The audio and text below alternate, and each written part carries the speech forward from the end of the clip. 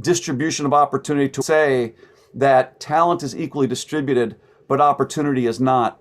We see a world where opportunity will be far more equally distributed because of remote work. Now, not every job is going to be remote and not every company will embrace it. But for instance, Coursera has a work from anywhere policy where anyone today can work at Coursera from anywhere in the world. You can go to offices. We have offices. You can go to them if you want, but nobody has to come to the office if they don't want to. We are tapping into the best talent in the world.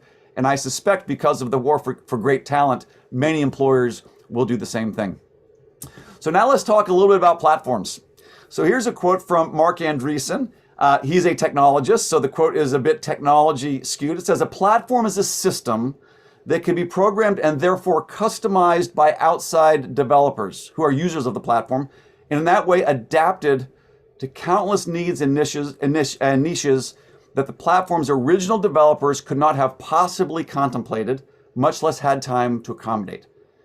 So that is a technologist view of what a platform is. What we like to say at Coursera, to kind of simplify it, platforms enable others to solve problems and create value. This is the power of platforms. It's a collaboration platform where someone writes software, but essentially the real value comes from people who build things, author things, create things, and then offer those to consumers who come to that platform to get those things that have been created. So what does this look like industry by industry? I mean, higher education is not the first. We've seen the platform come in and redefine retail with Amazon. Netflix has redefined entertainment with the platform with streaming entertainment content. Spotify in music, Uber in personal transportation, Airbnb in travel and accommodation. These are all industries that went from vertically integrated to platformed. And what we believe is that higher education is now under the, sort of in the first innings of digital transformation. And COVID really spurred this on. And what you see for virtually every industry that goes through platforming, you see increased selection, increased convenience, reduced cost, increased quality, increased personalization, increased access. And we think that's really great for the end learners and consumers.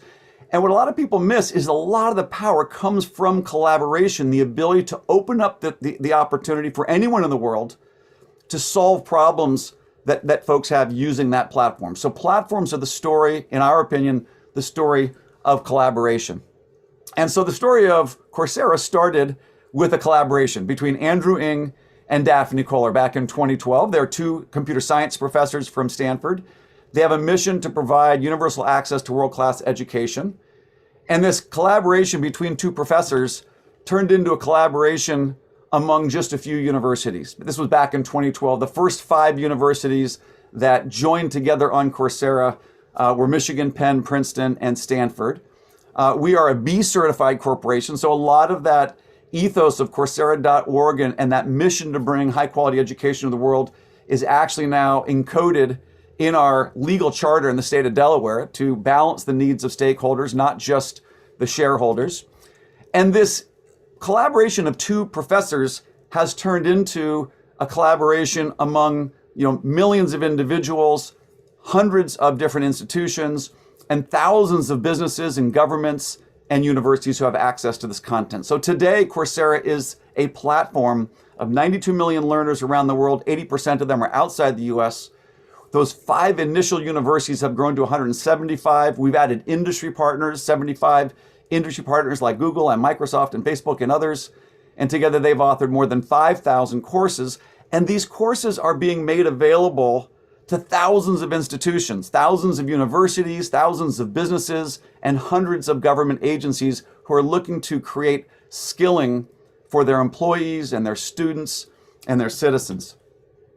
A quick look at some of our university partners. They're spread all around the world, from the US, Europe, Latin America, Russia, Australia, India, the Middle East.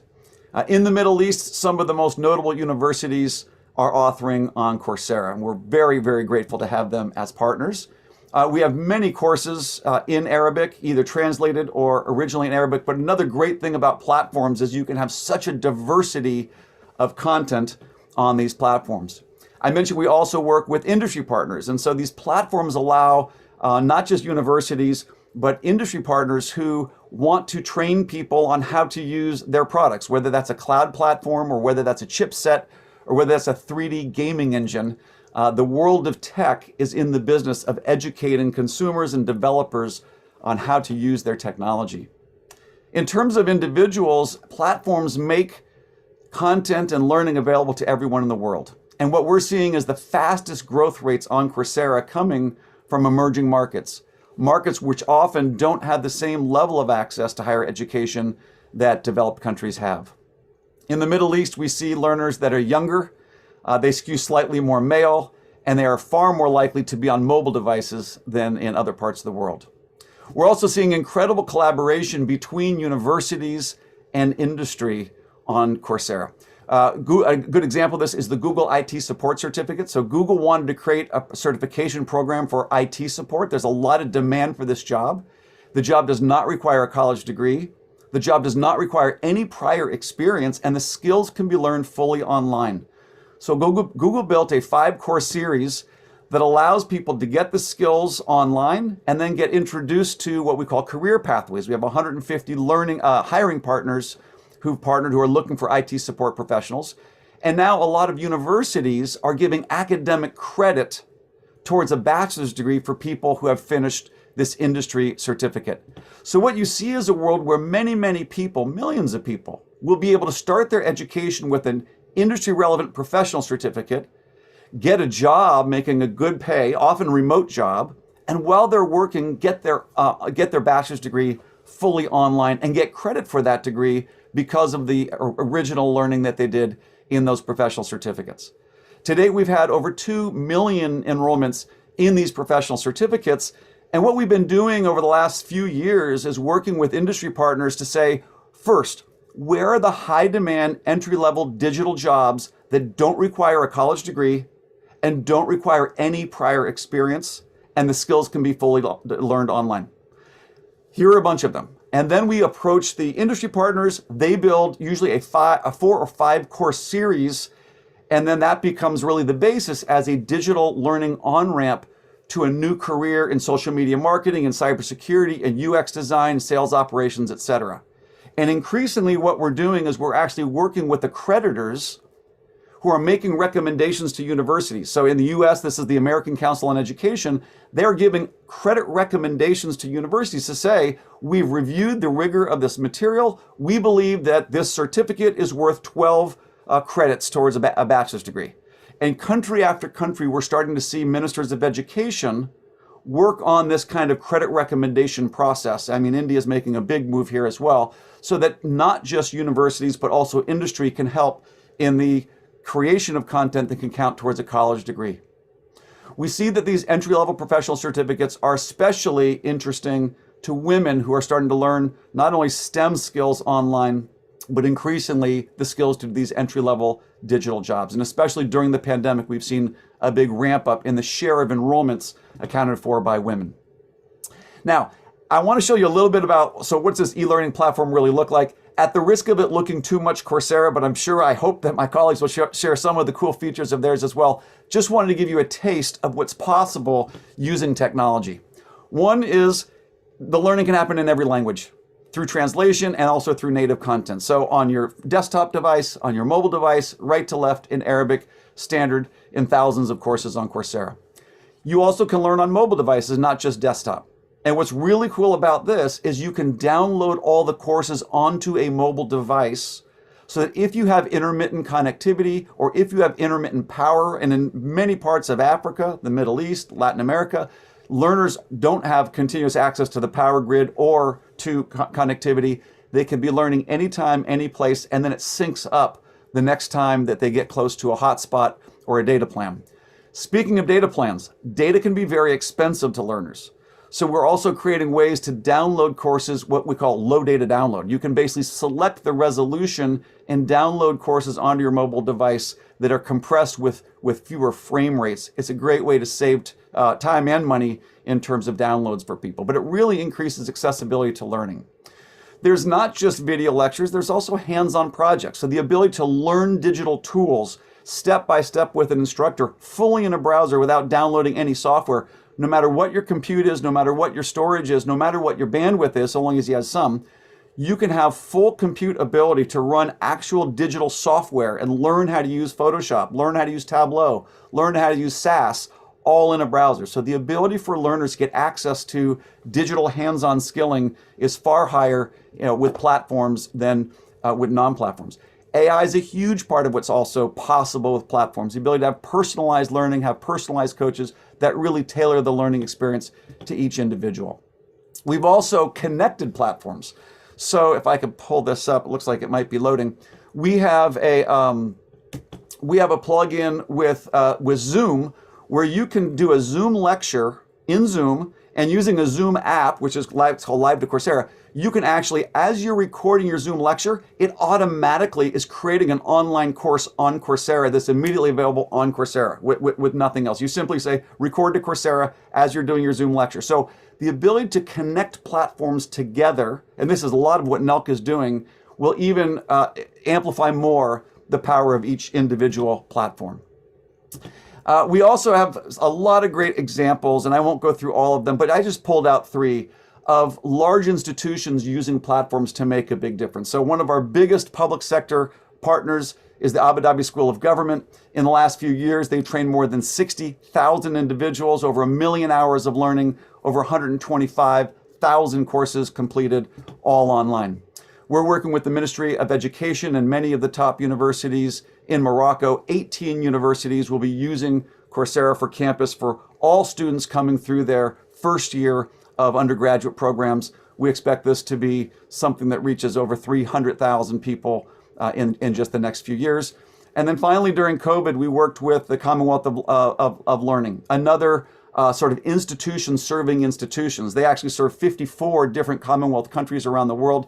Using platforms, they could reach not just one country, one institution could reach 54 different countries. They were able to basically allow students during COVID to have more than 1 million different course enrollments. So I'll wrap it up with that, just saying that many of us are unfamiliar with the speed and scale of platforms, but I think what NELC is doing, and what my colleagues here on the line will probably talk about similar things, the speed and scale of transformation is really amazing. And I think it's an incredible opportunity to create more equal opportunity for all learners in the world. Thank you. Thank you so much, Dr. Majin Kalda. Now I would like to welcome our next speaker, Dr. Agarwal, to start his presentation. Thank you very much, and really delighted to join you all to talk about education platforms and the future of learning. I loved the way Jeff described how platform technologies are revolutionizing learning. I will spend a few minutes, I'll start with spending a few minutes overviewing what edX is as a platform. But following that, I'll spend most of my time talking about what the future of education might look like with platform technology and where the world is going. Let me start by sharing my screen here. Can you all see my screen? Yes, it's fantastic. Clear. Okay. So my talk will be about what will be the major trends in education going forward. But before I start, I'd like to give you a quick overview of edX itself. I'll start with acknowledging our amazing partnership with NELC, the National E-Learning Center of Saudi Arabia, where we have partnered with NELC to expand access to learning through the edX platform in the in the region, particularly as we through FutureX and the efforts of NELC. So really excited about our partnership with NELC. A quick overview of edX. As Jeff mentioned, we are a platform company. Different people have different ways of describing platforms. I'm an educator, so I'll describe a platform company from an educator-centric standpoint. They have taught at MIT for 33 years. And so my view is a platform is a place where you bring producers and consumers together. And so at edX, what we do is we bring some of the top professors and educators from some of the top institutions in the world. So these institutions include MIT, Harvard, Oxford, Cambridge, and companies like Google, IBM, Amazon Web Services, and others. These partners create the content and courses. And we have learners from all over the world and companies from all over the world and colleges taking these courses offered by the top institutions. Today, we have close to 45 million learners on the edX platform from every single country in the world, over 1,000 companies taking our courses, and hundreds of thousands of employees at the companies. And some of the images you see here are real learners on edX who have transformed their lives, whether they're from individual learners or learners in a company. So that's how I see a platform as an educator. We are connecting learners who have an appetite for learning, for changing their lives, connect them to some of the top education in the world. And the learning on edX is available for free. And so you want a certificate, you pay a small fee. We also work, as I said, with nations and governments and organizations like NELC to increase access to education everywhere. As learners come to the platform, they learn, and they also get innovative credentials. Some of the amazing credentials that learners get on the platform include micro-bachelors, micro-masters, full master's degrees, professional certificates. And I'll talk a little bit more about these modular programs like micro-bachelors and micro-masters. These are at the centerpiece of some of our partnership with the NELC. And here, just as an example, for learners who completed micro-master certificates, within 3 months, 89% of them are telling us that they had a career advancement, which could be a pay raise, a promotion, or a new job. And so people can take these programs, complete them in a modular fashion in about 6 to 9 months, and then get real career advancement following that. And then finally, edX was acquired by 2U. 2U is the world's leading education technology company. They acquired edX about 3 months ago. And as we joined our portfolios, 2U and edX have now become the world's most comprehensive education company, with every product, every learning product that learners like available on the platform. Everything from MOOCs, which are free courses, to executive education for executives at corporations, to professional certificates, to boot camps, to micro-bachelors, micro-masters, undergraduate degrees, master's degrees, and even doctoral degrees. And so now edX as a platform offers this entire domain of offerings. We like to joke that it's free to degree, and 3,500 offerings across 230 partners combined. So we're really excited about this combination where a learner can now get pretty much everything they want through their career track, whether it's skills-focused courses and certificates or an entire doctoral degree, should they choose to go for that. So now let me dive into talking a bit about the future of education. And there were two major trends that drove the kind of new normal that's before us. So my talk is about 4 things, the 4 major trends that I see in the new normal. And there were 2 major forces that are causing these trends. One is the future of work. The work is going to change in the, people have talked about how half of today's jobs will be transformed. And so there's a huge need for upskilling around the world. And this was before the pandemic. And then the pandemic hit a couple of years ago, and we're still in the throes of it. And that also drove a major shift in education. And at the highest level, I've been amazed that the trend that COVID has driven is towards learner centricity. That is, for the first time, people, professors, education institutions are putting the learner first. Let us think about what the learner needs and bring education to the learner, as opposed to having the learner travel and come to a university or college or a campus. It's all becoming learner-centric, and platforms are key to making that happen. So I'm going to talk about 4 major shifts for the future of learning. And it would be helpful for all of us to keep this in mind. I believe these are the future of education. The first one, and no surprise here, is an accelerated move towards online lifelong learning. COVID simply accelerated what was already happening.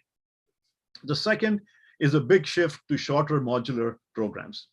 Third is a shift to blended learning on campus. as opposed to purely in-person learning. And the fourth, and this may come as a big surprise to many of you, is a shift to human skills and corporate learning as a result of the pandemic. So let's go through each of these very quickly. Shift to lifelong learning. As you know, at edX, we do surveys of the general population. And you know, and this is not edX learners, this is the general population. And this was a survey of US adults from 18 to 64 years old. 58% of them are telling us that COVID-19 will impact their decision and they will seek additional education. These are people from 18 to 64. And 45% of them are telling us that they're more likely to enroll in an online course that will help them increase their career prospects. So huge shift towards lifelong learning and career-focused learning. I won't go through the details here, but for people who are in jobs, 25% of them that came to edX in the past couple of years are looking to upskill in their current job. And about 11% of people coming to edX at this time have been unemployed because of COVID, and they're coming in, like Maggie, for example, who is coming in to learn new skills in order to get a job as the economy expands after COVID. 16% of learners coming to edX are students from colleges that are looking to augment and replace their schooling because all of the schooling has been disrupted at this time. And just one example is Assad. You know, Assad is taking Introduction to FinTech from Hong Kong University on edX so that when he graduates, he will be more employable. The second big trend that we see is a shift to modular and shorter programs. Part of a survey, we surveyed learners as to what kind of jobs they were looking for, what kind of learning they wanted to do. And 26% of them are telling us that they want education that is safe during an economic downturn or is pandemic proof. Not surprising. What we're also hearing is that both from companies and from learners that they're looking for shorter programs, modular programs that they can complete in 3 to 6 months so that they can very quickly earn new skills that will make them better as the pandemic progresses. Companies are saying the same thing, that they want their workforces to come back better, come back stronger as a result of this. And some of the key areas, not surprising, are areas like data science and digital marketing, writing, professional writing is very important. And so these are just some examples of areas where people want to upskill and reskill with short programs. These are all available on edX through our partners. And in particular, edX launched 2 major new items, very innovative, called Micro Bachelors and Micro Masters. Instead of full master's degrees, learners want Micro Masters. Micro Masters are short programs that learners can complete in about 6 to 9 months and earn a Micro Masters. Learners are also looking for Micro Bachelors, which are short programs that are credit-backed, that they can earn and apply the credit towards full bachelor's degrees. So just as one example, we have a Micro Masters in supply chain management from MIT on edX. And you've all heard about the disruption in supply chains. And so enrollments in the supply chain management program on edX have gone through the roof during these COVID times, as everybody's learning about how do we address this whole process, particularly the supply chain process at this time. Micro Bachelors are university level programs that are credit backed. And we just announced 2 days ago a Micro Bachelors program from Harvard in university chemistry. These are 4 courses, and when learners complete them, they get credit on a university transcript from TSU on the edX platform that they can apply towards fuller degrees in the future. So modular stackable programs, so you do a small program, and then you can stack it up to do a full program later, a full degree later. That's becoming very important. And Mia is just one example where she completed a MicroMasters program and immediately got a new role, new responsibility, and a significant pay bump.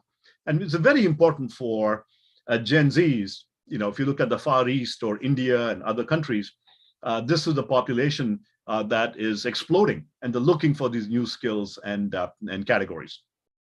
The third big shift that I predict is a shift to blended learning on campus. You know, as we moved into the COVID era from BCE, before COVID era to CE COVID era, the whole world went to online learning. Now, as COVID is being more in control, although not gone.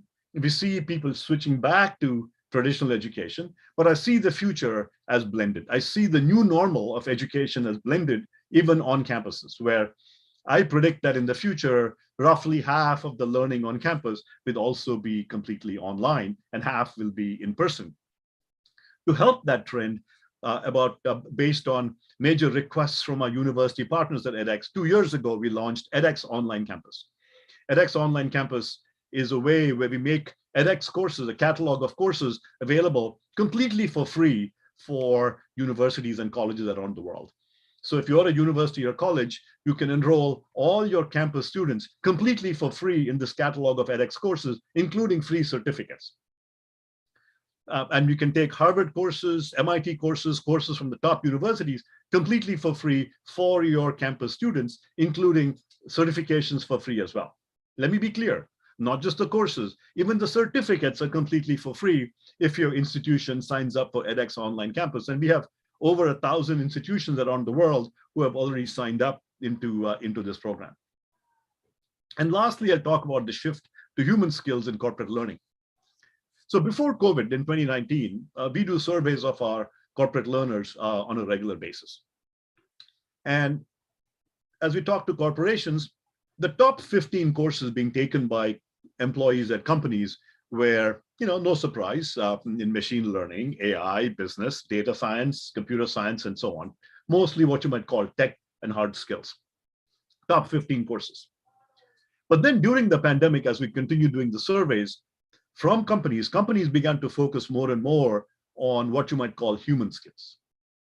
And so among these top 15 courses, 3 major course categories came up: courses in leadership, communication, and emotional intelligence. And these are purely for corporate learners. So these human style courses, soft skills courses, have now become among the top of the list for corporations post the pandemic.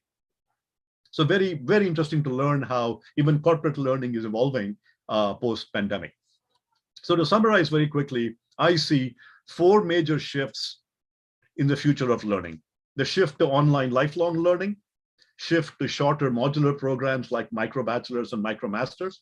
And I'm super excited about our partnership with the NELC in this area, shift to blended learning on campus, and shift to human skills in corporate learning. And again, very excited about a partnership with NELC, focusing on all of these 4 trends, including shorter modular programs using micro bachelors and micro masters. And so let me close by saying that we are going into a new normal for learning. This new normal is a good thing. And for us educators and transformational people, this is the moment for us to seize the moment and make true transformation in education happen. And so we are really excited about a partnership with NELC and FutureX to work together to make this future happen and make it happen now. Thank you.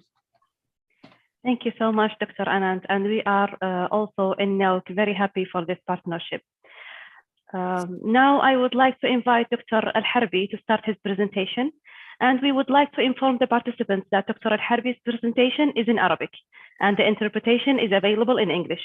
You can activate the interpretation icon in your Zoom page. Go ahead, Doctor.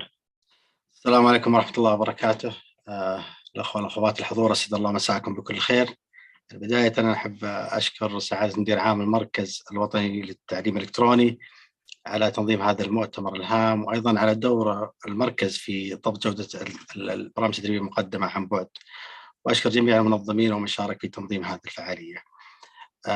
طبعا الأخوة المنظمين أعطوا الخيار في اختيار اللغة المناسبة. أنا اخترت اللغة العربية لأنها المنصة عربية وأغلبية الحضور عرب، لكن اسمحوا لي أن أرحب بالمشاركين معي باللغة الإنجليزية وأعيد استكمال عرضي باللغة الإنجليزية. I would like to take the chance to welcome and greeting my co-speaker in this session. It's an honor to be with you. You have wonderful, very solid and high quality platforms. I'm sure we're going to learn a lot from experience. Allow me to deliver my presentation in Arabic and enjoy the session and the interpretation. أنا بتكلم عن تجربة المعهد في إثرائي.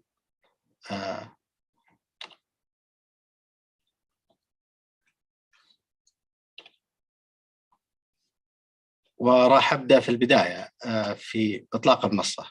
طبعا أنا سعيد جدا في تقديم هذه التجربة، ليست لأنها تجربة المعهد، لكن لأنها أحد ثمرات رؤية المملكة 2030. يعني هي كانت انطلاقتها بمبادرة في برنامج التحول الوطني 2020 في 2017، وبدأت المبادرة مباشرة يعني في ظرف قصير، واستكملت جميع مخرجاتها في ديسمبر الماضي. اكتملت المبادرة هذه وانطلقت انطلاقة كبيرة. طبعا الهدف الإطرائي عند إطلاقها كان رفع كفاءة رأس المال البشري في القطاع الحكومي من خلال تطوير معارف مهارات وقدرات موظفي القطاع الحكومي، متخطية كافة الحدود الزمنية والمكانية. في ظرف سنة واحدة فقط من إطلاق إثرائي، حصدت إثرائي جائزة التعلم الذكي في الشرق الأوسط في عام 2018 التي أطلقتها شركة IDC للمدن الذكية. أنا بأمر على إثرائي بأرقام وراح أفصل فيها لاحقا. إثرائي من أكتوبر 2017 حتى يناير 2022 لديها الآن أكثر من 307 منتج تدريبي على المنصة. استكمل في إثرائي أكثر من 3.8 مليون حالة تدريبية. إثرائي لديها الآن أكثر من مليون مسجل في المنصة. في مؤتمرات إلكترونية مسجلة استعرضها أكثر من 450 ألف مشاهد. في مؤتمرات إلكترونية المباشرة اللايف حضرها أكثر من 230 ألف مشارك بشكل مباشر. مشاهدات مشاهدات الإضاءات الإثرائية في المنصة أكثر من 390 ألف. أرقام كبيرة حققت في فترة قصيرة. بستعرض معكم مسيرة إثرائي أو مسيرة المعهد وإثرائي في هذه المسيرة. المعهد تأسس عام 1961، وكان الهدف الأساسي له هو تقديم التدريب ورفع كفاءة موظفي القطاع الحكومي، وأيضا تقديم الدراسات والاستشارية للقطاع الحكومي والأجهزة بشكل عام. في 1971 احتضن المعهد الأمانة العامة للجنة العليا للإصلاح الإداري. في عام 2000 احتضن المعهد الأمانة العامة للجنة العليا للتنظيم الإداري. في 2008 أطلق مركز قياس العدالة الحكومية من المعهد. في 2016 أطلقت أكاديمية تطوير القيادات الإدارية. وكانت النقطة الكبيرة في مسيرة المعهد هو إطلاق منصة إثرائي في 2017. إثرائي منذ إطلاقها في 2017 دربت ضعف ما درب المعهد في 60 عام، فقط في 4 سنوات تقريبا ضعف أعداد المتدربين في المعهد على مدى 60 عام. واستكملت المسيرة الأخرى في المحطات الثانية في المعهد. أستعرض الآن معكم إثرائي في مسيرة نشاط التدريب بتحول الهجري الآن. يعني 1382 بدأنا ننفذ برامج التدريبية، ثم بعدها بدأنا ننفذ برامجنا الخاصة لبعض الأجهزة الحكومية، ثم بدأنا ننفذ برامج اللغة الإنجليزية للموظفي القطاع الحكومي المهيئين للابتعاث أو تدريب خارج المملكة. ثم في عام 1387 بدأنا ننفذ برامج لتطوير القيادات عبر حلقات تطبيقية. ثم في 1391 بدأنا ننفذ البرامج الإعدادية الطويلة تجي بشهادات يعني أكاديمية. ثم طلب منا من المقام السامي نتوسع في تقديم خدماتنا حتى القطاع الخاص في 1411، وبدأنا ننفذ برامجنا في القطاع الخاص. ولله الحمد كل خريج من المعهد لديه 4 عروض وظيفية حتى الآن في المعهد. في عام 1424 كان نقطة تحول في التدريب في المعهد. كان عندنا تحدي أن القطاع الحكومي يكبر وعدد الموظفين يكبر، والسعة في التدريب ليست يعني مناسبة لتغطية هذا الاحتياج الكبير. كانت برامجنا في السابق طويلة 3 أسابيع 4 أسابيع، وكنا ندرب في السنة تقريبا 6500 إلى 7000.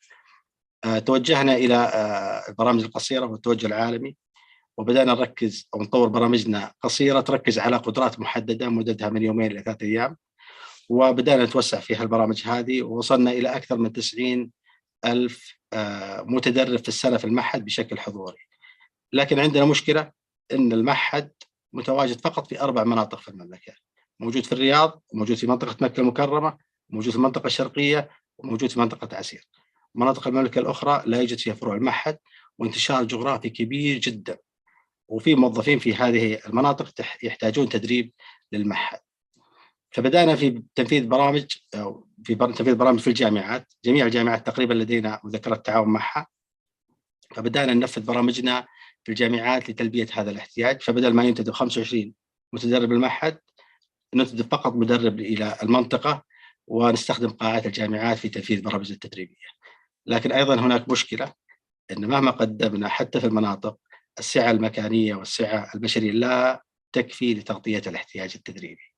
طبعا في مسيرة كان في 37 38 في تطوير البرامج الموجهة والبرامج الإعدادية، لكن في 1438 كانت انطلاقة إثرائي ساعدتنا أن يكون كل موظف حكومي فرصة في التدريب في المعهد أو مجموعة فرص في التدريب في المعهد في السنة. سابقا يعني في الفصل الواحد كان يتقدم علينا أكثر من 800,000 متدرب، والفرص التدريبية المتوفرة لا تتجاوز 50,000، 45 إلى 50,000. الآن في إثرائي الجميع لديه فرصة في التدريب سواء حضوري أو عن طريق إثرائي. استمرت مسيرتنا في التدريب في المعهد حتى عام 1442 وأطلقنا برامجنا التدريبية عن بعد، وهي خط جديد في التدريب في المعهد، لكن هذا الخط يعني بالتدريب المتزامن. المتدرب عندنا في القاعة وممكن أن يكون متدربين في نفس الوقت في مناطق مختلفة. منتجات إثرائي أنا بعرج عليها. أول شيء البرامج التدريبية، مجموعة برامج تدريبية تنتهي بشهادات معتمدة من المعهد في عدة مجالات راح استعرضها معاكم لاحقا، وهذه أمثلة عليها. أيضا من منتجات إثرائي إضاءات إثرائية، كتاب باختصار، تجارب منصات دولية، جلسات نقاش، أنظمة ولوائح نلخصها بأفلام بسيطة توضح الحقوق والواجبات أو شرح الأنظمة، مفاهيم توجهات حديثة، وحالات تدريبية مناسبة للموظفين والعاملين في القطاع الحكومي أو حتى الخاص. أيضا عندنا المؤتمرات الإلكترونية، يعني منذ إطلاق إثرائي نفذنا عن طريق المنصة أكثر من 44 مؤتمر إلكتروني. يمكن هذه أبرز المؤتمرات، أصحاب معالي وقيادات في القطاع الحكومي والخاص، وفرت شيء كثير وجهد وتكلفة في تنفيذ هذه المؤتمرات. آخر مؤتمر عندنا كان المؤتمر رقم 5 قبل تقريبا شهر، هو أفضل ممارسات في القيادة الإدارية. نفذ الرئيس التنفيذي لشركة التصنيع الوطني مطلق مرشد، واحد القيادات والشخصيات الناجحة في القطاع الخاص، نفذه من مكتبه. وبعد انتهاء المؤتمر عاد استكمل يومه الكامل في شركته، وحنا عدنا إلى أعمالنا. ففي سهولة كثير في تنظيم المؤتمرات، وعدد كبير جدا استفاد منهم. يعني في المؤتمر الواحد يحضر ما بين 7,000 إلى 10,000، وبعد ما يخلص المؤتمر يسجل ويوضع على المنصة للاستفادة منه لاحقا من لم يجد الفرصة في حضور المؤتمر بشكل مباشر. مجال إثرائي الإدارة الحكومية، الاتصال المؤسسي، القيادة والإدارة، ريادة الأعمال والابتكار، القانون والأنظمة، الإدارة المكتبية، الموارد البشرية، تقنية المعلومات، المهارات السلوكية، الاقتصاد والمالية. نتكلم الآن عن مراحل تطور إثرائي. مرت إثرائي تقريبا في 3 مراحل تطور. المرحلة الأولى هي مرحلة التأسيس، واستخدمنا فيها منهجية الأجايل في تطوير البرامج، وكانت منهجية تساعدنا في سرعة تطوير البرامج. الآن سوق العمل متغير، والاحتياجات في سوق العمل التدريبية أيضا متغيرة، تحتاج منهجية سريعة في تطوير البرامج ووضعها على المنصة، وأيضا تطوير البرامج هذه حتى وهي على المنصة. فالمنهجية ساعدتنا كثير، تبدأ من التحليل، التصميم، البرمجة، الاختبار، المراجعة والإطلاق. الشيء اللي أبغى أشير في هذه المرحلة أن كان عملية التطوير مع جهات وبيوت خبرة خارجية بنسبة 100% من الناحية الفنية، لكن من الناحية العلمية والمحتوى هو جميع من خبرائنا في معهد الإدارة العامة. المرحلة الثانية طبعا بعد إطلاقه رصدت بعض نقاط التطوير والتحسين في المنصة، وأطلقت المرحلة الثانية في التطوير في مارس 2020، وكانت عملية تطوير إلكتروني بالتعاون مع جهات وبيوت خبرة خارجية بنسبة 50%، و50% كان من فريق المعهد. احنا كنا نطلب في جميع مشاريعنا اللي تنفذ أن يكون هناك جزء من نقل المعرفة لفريق المعهد، وكنا نحرص أن لا ينتهي مشروع في إثرائي إلا فريق المعهد أو فريق إثرائي يكتسب المعرفة اللازمة لاستمرار التطوير على المنصة. هذا ساعد في زيادة نسبة مشاركة المعهد في تطوير إثرائي في المرحلة الثانية. المرحلة الثالثة وهي ما نعيشها الآن في إثرائي، هي يعني بعد تطوير هالمنصة هذه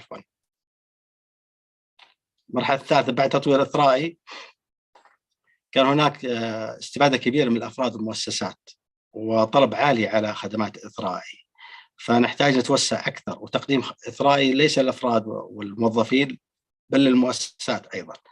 فأطلقنا النسخة الثالثة من إثرائي أو بدينا فيها، وهي مبنية على بنش مارك، وكان تطوير كثير فيها على اليوزر اكسبيرينس. طبعا استكمال التطوير هذه ينتهي بنهاية العام هذا، لكن كل ما ينتهي تطوير نضعه مباشرة على المنصة بشكل مستمر. أشير هنا إلى أن التطوير على هالمنصة في المرحلة الثالثة كان بنسبة 70% من بيوت خبرة ومن شركات خارجية، عفوا 70% من المعهد و30% من شركائنا من بيوت الخبرة والشركات الخارجية. يعني احنا ما نستهدف في إثرائي أن نكون 100%، لابد من مشاركة وشراكات مع جهات خارجية.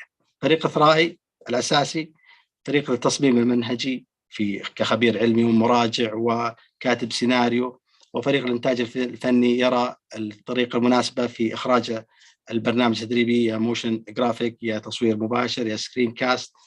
بعد ما ينتهي يبدأ فريق التشغيل والمتابعة في ضبط جودة، تتأكد من جودة المخرج ووضعه على المنصة، ومتابعة تنفيذه وتقديم الدعم الفني للمستفيدين منه.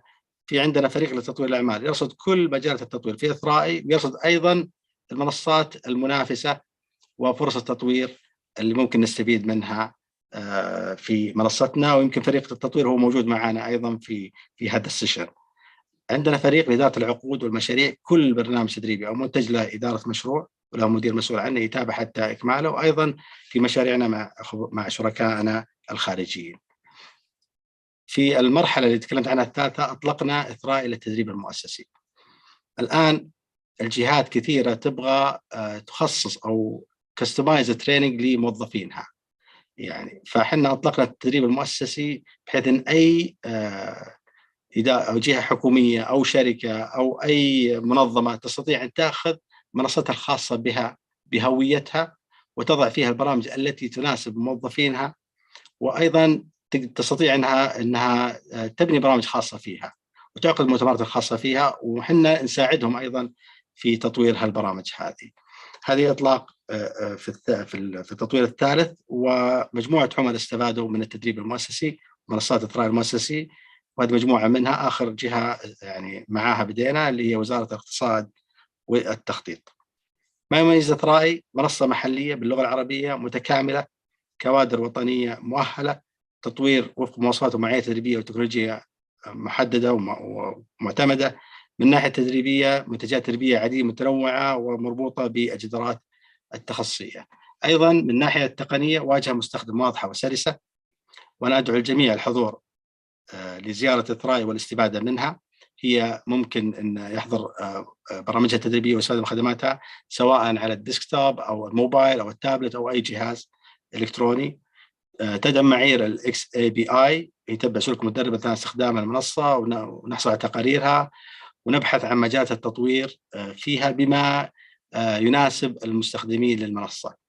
طبعا إثرائي قللت نفقات التدريب التقليدي، يعني أكثر من 3 مليون حالة تدريبية، هذه موفرة كثير على الدولة. أتكلم عن القطاع الحكومي كانتدابات وأمر ركاب وغيره، مع ضمان جودة التدريب، يعني التوفير ليس على حساب الجودة.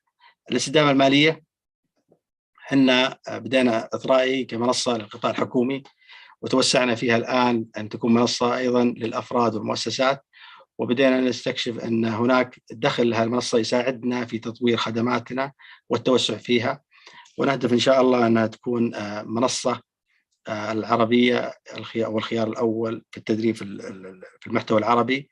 وهذا يتطلب عمل كبير من المعهد وفريق إثرائي، وملاحقة التطور المعرفي والتكنولوجي والمنافسة العالية في هذا المجال.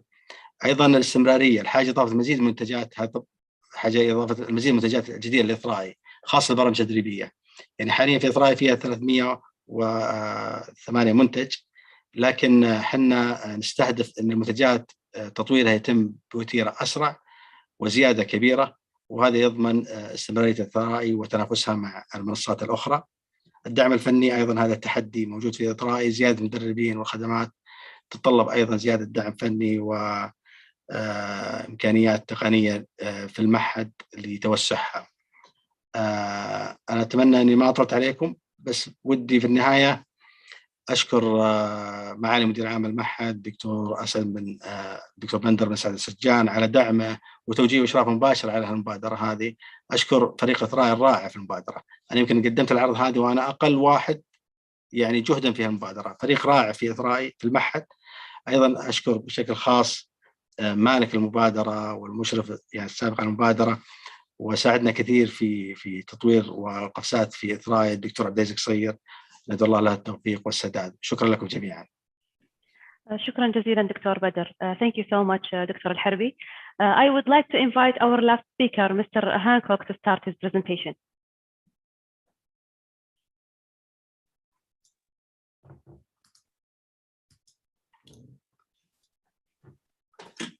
Okay, thank you. Can you see that? Yes. Okay, so look, first of all, thank you to NELC for inviting FutureLearn to this wonderful event. I really do feel quite humbled to be on a panel with some incredible leaders within this sector. I've only been at FutureLearn for 3 months, so I've only recently joined the organization. I was delighted to hear Jeff talk about platforms because my background, I spent the last 8 years in financial services, running a large price comparison business within the UK, which is very much around how you can create an ecosystem that works both for your customers and for your partners. And having joined FutureLearn, it's become very clear to me very early that that's exactly what we need to do. And it's very much about how you can deliver wonderful customer experiences, wonderful learner experiences, and deliver services to your partners that means that they benefit and they get the enrollments that they need. So I do feel really quite humbled to be on here. Please bear in mind that I've been here for 3 months, but I'm just going to give you a little bit of history about FutureLearn and some of the key areas that differentiates FutureLearn and the areas that we're really proud of. So I certainly joined this sector because it's a sector that is definitely growing. I think it's an opportunity to do real good. And I think the way people manage their careers and develop is definitely changing. And so therefore the role of education and learning to enable people to develop and move on their careers is evolving as well. So if we talk about ourselves, so FutureLearn, we are a British company. We were founded in 2012 by the Open University. I'm sure you know who the Open University is. If you don't, it's a true pioneer in distance learning. It was founded in the 1970s. And I think their expertise in distance learning over the last 50 years has given FutureLearn a real advantage and differentiator in how we've designed our learning experiences for people learning remotely and online. A couple of years ago, Seek, Australia's #1 employment marketplace, they invested in FutureLearn because they recognized the significant opportunity for people to continue to build their skills around employment trends and develop skills for the future.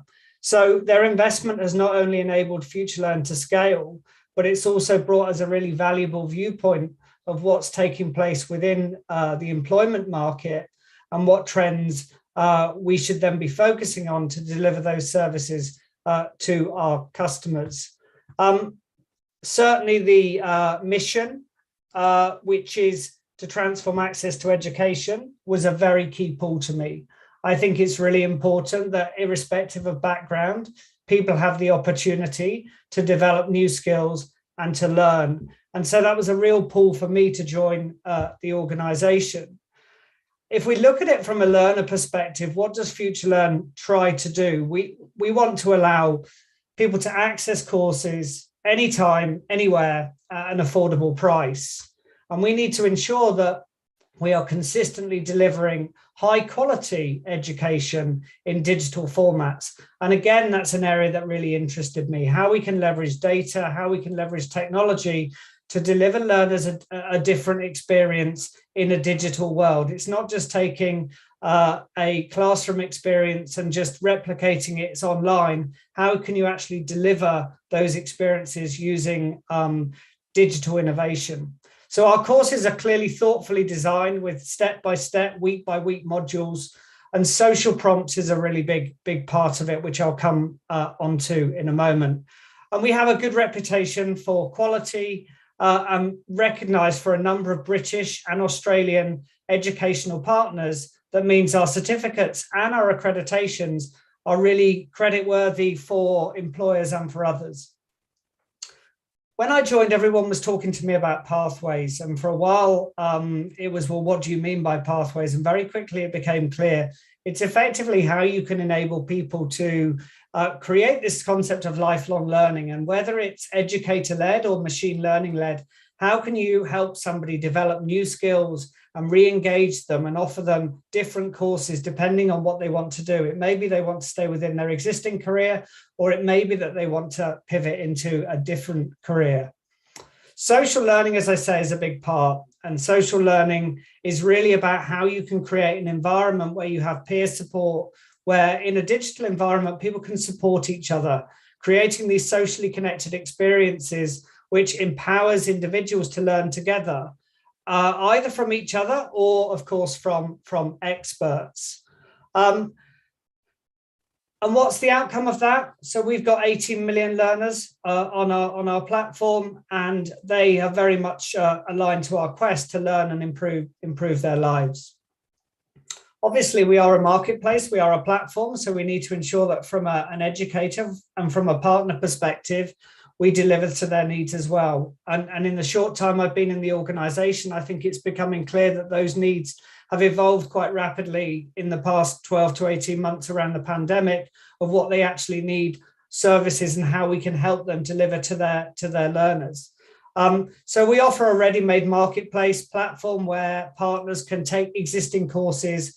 They can either build their new courses and put them onto the platform, or we can help and guide them into the best way of structuring those courses to create those compelling learner experiences. And secondly, it's obviously ensuring that our enrollments turn into completions. So we ensure that those customers that start a course complete the course. And that's clearly a very important part, not only for the educator, but from us as well, because we want to develop people's skills and expertise, and completion is far more important than just looking at those numbers who've enrolled and started a course and not necessarily finished.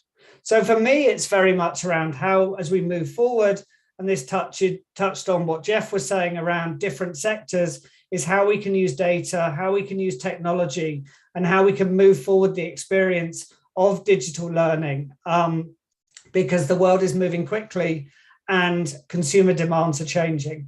And people are, what used to be a differentiator is now a hygiene factor. So how you can move those table stakes forward. We obviously couldn't do it without our partnership network, which is also a big differentiator for us. As I say, we're a British company. We have a strong bias to UK and Australia. We have about 260 partners, a quarter of those being the top universities in the world. We also partner with a number of industry partners, not-for-profit and government organisations, example being the UK's National Health Service is a big partner of ours, and also the Australian government. And I just wanted to touch on examples where working with government as course partners, we developed a 5-year global campaign with Austrade. Australia is a popular destination for international students.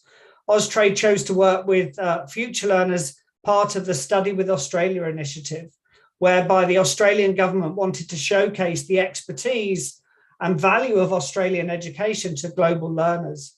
And through Future Learn, the platform, we won awards for Study with Australia. And this campaign attracted over 20 Australian higher education establishments, offered 52 courses, and reached over 870,000 learners. And they've agreed to do that for another 5 years with us.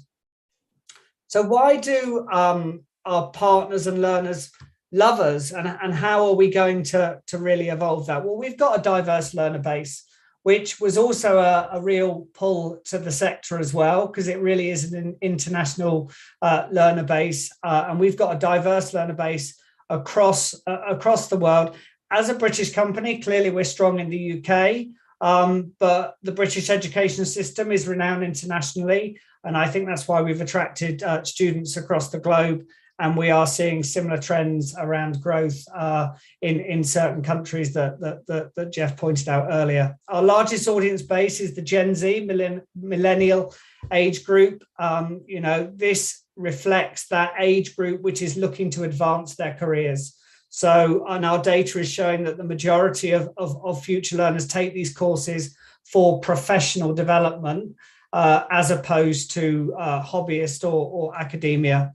And the final point I'll add, as you can see in the graph, we've seen a massive increase in the number of young learners who are using the platform. So since 2019 to 2020, we saw a 4 times increase in the number of 16 to 25-year-olds who are using the platform. So our approach to learning is very much around telling stories. It's around provoking conversations and providing positive reinforcement and feedback to those individuals when they've successfully completed a module or when they've successfully completed a course. And it's creating that environment where you're celebrating success and it's very visible to other members of the community who are learning on that course with them. What's interesting is being able to do that in both asynchronous and synchronous learning environment, and how you can create the feeling of community when it's an uncohort based compared to cohort based learning, which I think is a really interesting challenge. I've mentioned social pedagogy. We really do believe in the merit of social learning. That's very much what FutureLearn's platform was built on, combined with the 50 plus years of experience from the OU. We've really tailored our social learning to ensure courses maximize the power of global social interaction and to bring that content to life.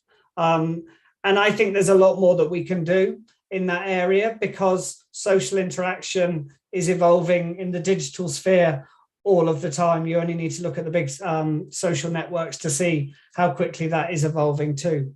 But we do know that our learners love social learning. And we also know that those that interact with social learning are 6 times more likely to complete a course. Again, I think a really important measure of how many people are gaining value from using the platform and are actually completing what they first started to do.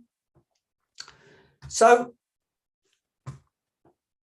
there's a common theme here, which I'm also learning within the industry as well, which is about different types of courses and how they build up and how you can create different pathways, accredited versus unaccredited. We give the opportunity for learners to do small steps all the way through to an expert track, which is a number of short courses together, which is led by an educator to ensure that it follows an educator-led pathway, all the way through to micro-credentials. And we've been heavily involved with the European structure around getting credits that you can build those academic credits together. And we're seeing quite a move in Australia for movement there. And we see that is, as others have commented, an area of movement as we move forward.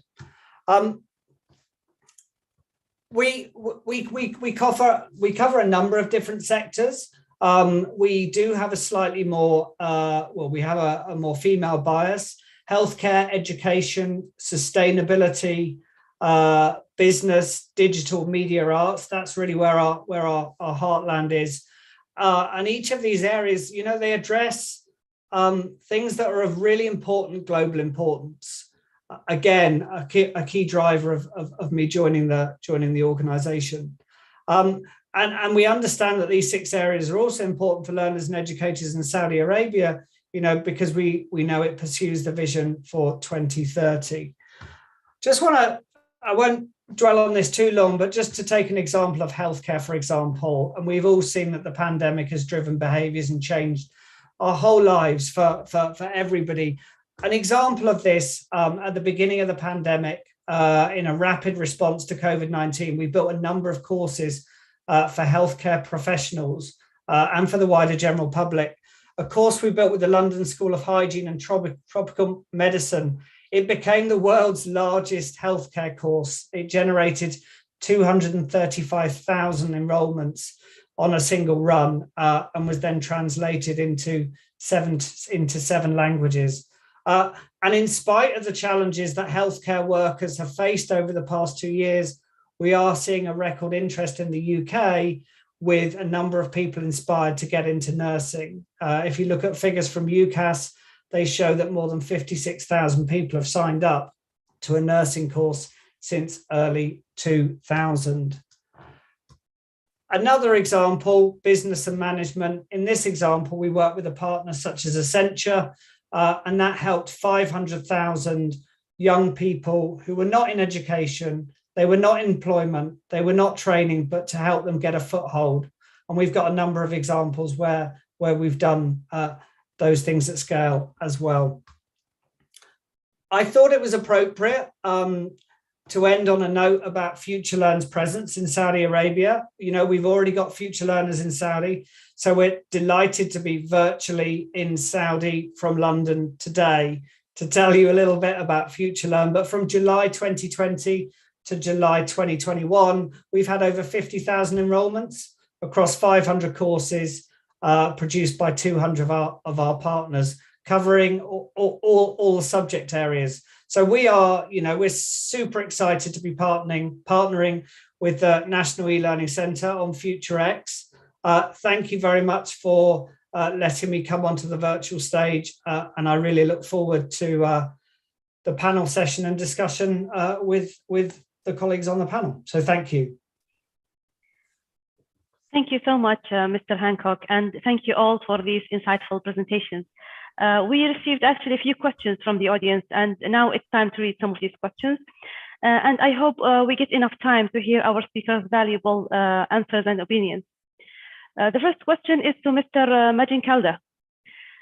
What are some examples of successful government and private sector collaborations at system level to improve outcomes and use of e-learning at different stages? Yeah, I think that a lot of folks, when Coursera and edX and Udacity and Udemy and FutureLearn all started almost about a decade ago, there was so much, I think, fascination with this direct-to-consumer model. And it's very powerful because individuals, no matter where they are, if they have a connection and a device, they can go straight to the source of the learning. And I think that really opens up access and opportunity. But what we've also seen become very powerful is not only working with institutions, so having a company hire a platform company like edX or like Coursera to train their employees, which is helpful because not all employees know what to learn. There was a question in the Q&A that said, people don't know what to learn. How can you help them?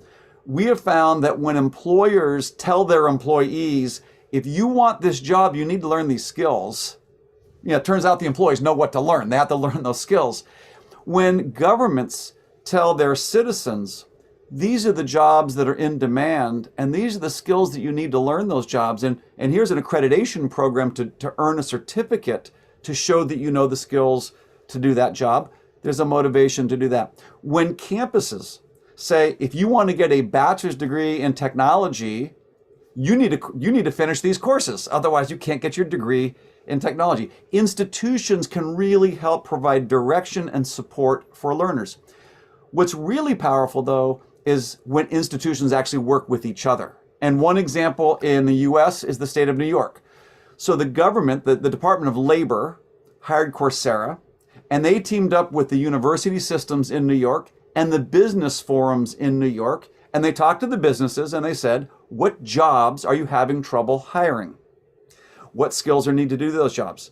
Then they work with Coursera to put together job training programs for the jobs in upstate New York and manufacturing in Buffalo and the financial services jobs in Manhattan. And then they actually built those curriculums and put them into the school systems in upstate New York, in Manhattan, et cetera. So really, governments working with businesses and also working with campuses to make sure that there's a coordinated policy of human capital development and economic development is huge. So New York is one example. Morocco, I mentioned, where the Ministry of Education is working with the universities to create a 4-year bachelor's program to train people. With the country of Barbados, the government basically hired Coursera to provide job training programs in tourism, especially, and also digital skills for every citizen of Barbados. In the state of Tennessee, I mean, there's many examples where governments are working with, state of Tennessee is another one, governments are working with employers and universities to link the human capital development to the economic and job requirements that the employers are having. Thank you so much, Mr. Majinkalda. Now the question is to Dr. Agarwal. Doctor, could you please share an experience in context to edX where the industry and academia have joined together to address the upskilling and reskilling demands to meet the labor market needs? I think some of the biggest successes we're going to see, I think as Jeff and Andy and Badr and others pointed out, is going to be through partnerships between academia, industry, and governments. And I'll give you one concrete example of where industry and academia partnered. In our case, IBM created a micro-bachelor's program in cloud development. Now, development for the cloud is a very, very popular skill, and IBM developed the micro-bachelor's. But we collaborated with universities that looked at the program and provided credit towards an undergraduate degree. So a student can complete a micro-bachelor's from IBM, and they can get credit on a university transcript. And so these are just some examples where we see collaboration. We see collaboration the other way as well, where we see universities creating MicroMasters or professional certificate programs, and companies are guaranteeing interviews. So as one example, Tech Mahindra in India, they guarantee an interview to anybody from India that completes MicroMasters programs.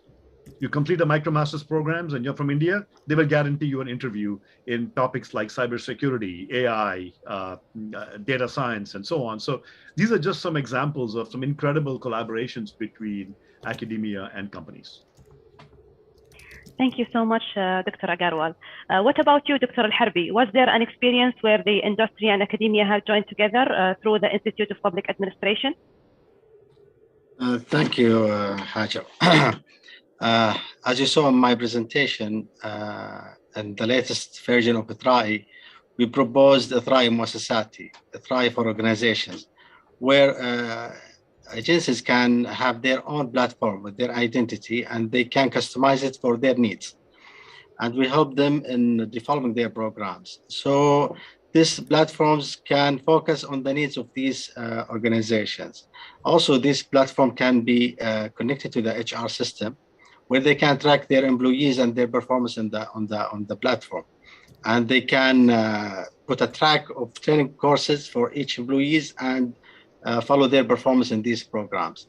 And this is one example of the partnership and cooperation between the academia and the industry. Thank you so much, Dr. Al-Harbi. So, Mr. Hancock, did Future Learn go through similar experience? Yeah, very similar. We've got examples where, whether it be with Tableau, AWS, we've partnered with Coventry or the Open University to align and get accreditation. So I think you get the best of both worlds. You get the practical application of using something like Tableau, and then also you get the accreditation from the respective university. And I think it's highly valued by learners. And you can certainly see that if you have a course, an industry course, which is accredited or endorsed and is not, just by the number of enrollments that you get on the course. Thank you so much, Mr. Hancock. Now the question is to Dr. Agarwal. What incentives do you think that industry should provide to encourage learners for upskilling and reskilling through e-learning? Sorry, I was on mute. But thank you, Hajar. First of all, the good news here is that companies are realizing that upskilling and reskilling of the employees is very, very critical, and so they're investing very heavily in it. And there are many ways that we have seen incentives being provided. I'll give one example. The State Bank of India is one of, I think it's the biggest employer in the world. It employs over 3 million people. They're an edX customer, and large numbers of their employees are taking courses. So how do they encourage their learners to take the courses? I think it's an age-old technique called the carrot and stick. The carrot approach is the Chief Human Resources Officer of the State Bank of India has taken an edX course, and he puts the edX certificate for the course that he passed. He puts that in his office in front of every person that he meets. He's very proud of that. So that's a carrot. It says that, look, even I'm doing this. And the stick part is that many companies are requiring employees to say, look, if you want promotions or you want pay raises, or if you just want to continue with the company, you have to go through a sequence of learning exercises, and employees have to do that. I think employers have to use both these two approaches in order to get employees to sign up. Thank you so much, Dr. Agarwal. So from your side, Dr. Al-Harbi, what incentives industry should provide? In terms of what, Dr. Hajar? To encourage learners for upskilling and reskilling through e-learning. Okay. Yeah, that's a good question. I believe that trust is the main drive for learning. People still questioning the quality of e-training and e-learning, and this is a big challenge for all electronic programs. And I think this is an important role for the National Center for Electronic Learning to make sure we have a quality program in Saudi Arabia. At the same time, we need a measurement tool to measure the impact of this program, either on reaction, or learning, or on behavior, and show this result to people, and make sure that this program have an effect on the skills knowledge of the participants. For IBA experience, we're trying to encourage the employees of the government sector to live the experience of learning and training through platforms. We try to give points and incentives for employees that taking courses electronically to have more opportunity to get accepted on more advanced courses in IBA. And I think awareness, making sure the quality, building the trust of these programs is going to expand the utilization of electronic training and learning. And by the way, training is harder than learning electronically because it's focused more on the skills. So it's also another challenge. Thank you so much, Dr. Al-Harbi. And what about you, Mr. Hancock? What do you think the incentives industry should provide?